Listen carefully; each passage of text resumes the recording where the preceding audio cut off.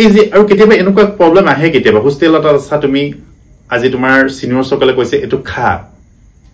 এটো খা মানে তুমি এটো নাভাবিবা যে মই নাখালে বেয়া পাব নেকি যে মোৰ ফ্ৰেন্ড সাৰ্কেল খিনি মোৰ বন্ধু খিনি কমি যাব নেকি হেতু নহয় তোমাক এদিন জোৰ কৰিব তুমি কলা ন নাখাও বুলি তোমাক পিছদিনাখন আকৌ জোৰ কৰিব হেদিনাখনো কোৱা তুমি মই নাখাও মই খাই পোৱাই নাই হেতু তোমাৰ বেয়া বস্তু মই খাই পোৱা নাই আৰু তৃতীয় দিনাখনো তোমাক যদি কয় তেতিয়া আৰু লগৰজনে কব যে নাই তেওঁক নামাতিবি বা তাক নামাতিবি ই বেয়া পায়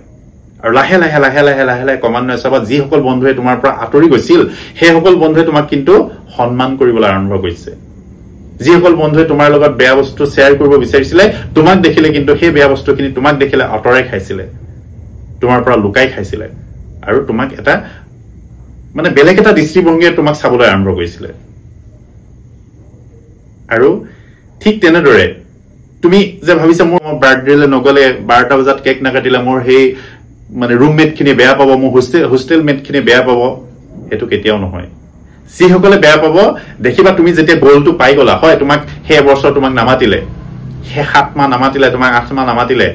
কিন্তু যেতিয়া তুমি এবছৰৰ মূৰত এটা তোমাৰ ৰিজাল্ট ওলাব কলেজখনত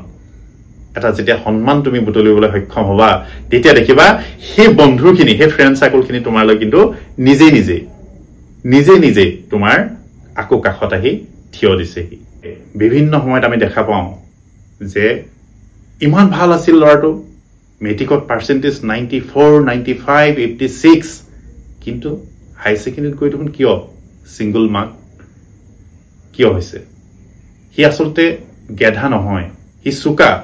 হি গেধা হোৱা হলে হেখিনি মাৰ্কস হি লবলৈ সক্ষম নহলহেতেন একমাত্ৰ কাৰণটোই হল যে যি সাহ হৈ আছিল হে পিতৃ মাতৃ হি অনুভৱ কৰিছিল যে এতিয়া মোৰ লগত